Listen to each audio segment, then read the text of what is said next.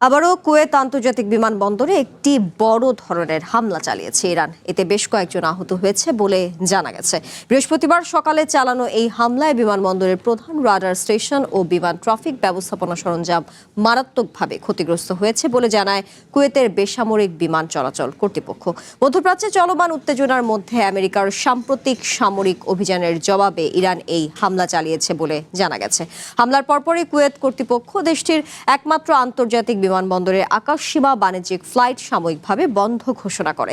এছাড়া নিরাপত্তাজনিত কারণে বেশ কয়েকটি ফ্লাইটের সময়সূচিও পরিবর্তন করা হয়। পরিস্থিতি স্বাভাবিক না হওয়া পর্যন্ত বিমান চলাচলে বিধিনিষেধ বহাল থাকতে পারে বলে জানিয়েছে সংশ্লিষ্ট কর্মকর্তারা।